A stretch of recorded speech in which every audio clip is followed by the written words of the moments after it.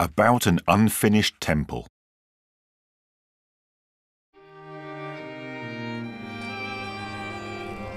Many centuries ago, a young builder named Bohuslav lived in the Czech lands. He fell in love with the beautiful Kateřina, the daughter of a rich Prague citizen, and for whose hand he asked one day. However, the rich burgher did not want to give his daughter to a poor young man until Bohuslav could show what he could do, get her name and money, and only after that he might give his consent to the marriage. But how could Bohuslav arrange all of this at once? Up till now, he had been a mere foreman at a construction site for the city walls, and his building skills were not in evidence anywhere.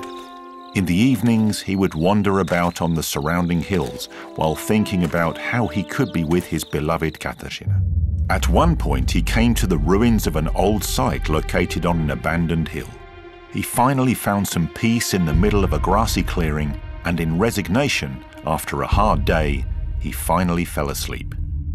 In his dream, a ghostly figure appeared in front of him, introducing himself as the ghost of a builder. Once he had wanted to build a stunning temple on that spot with a gorgeous large vault, but he was too overconfident and rushed everything. When workers removed the scaffolding, the complex vault collapsed onto them and onto the builder. He apparently would not be able to rest in peace until everything had been remedied. A really great builder must not only consider himself, he must also be able to look around. The answer is always in front of your eyes, and the key to the strongest and most beautiful solutions is the universality of natural forms. Just follow nature and use the powers that form it, the ghost advised him. When Bohuslav woke up in the morning, he found a snail shell in the grass. He remembered his dream, and while he was looking at the shape of an abandoned snail dwelling, he was thinking of how, based on it, to build a solid vault. He was resting at the construction site when suddenly the ruler arrived there to look more closely at the ongoing work. He asked Bohuslav to show him the plans of the walls, amongst which he also discovered his bold artwork.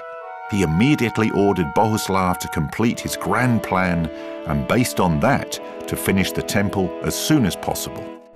Bohuslav was uncertain from the outset, however. He was not certain whether the vault would hold. The workers were also fearful about the courageous plan. Nevertheless, the ruler wanted to have the grand building finished as soon as possible, so he was not concerned about money and was persistently urging everybody on. The day was approaching on which the scaffolding was to be removed, and at that point, Bohuslav's doubts reached boiling point. He again carefully inspected everything, checking every stone, every arch, until finally midnight found him in the temple, completely exhausted. The builder's ghost appeared to him again, and after Bohuslav confided in him, the ghost's response was, "If you do not trust your work, you have only one option. At night, secretly set fire to the scaffolding and make it look as if the work was thwarted by force majeure." In fear of failure, Bohuslav did what the ghost had advised him to do, and the next day, resigned, he went to the construction site. But what had happened? The temple was standing there in all its glory.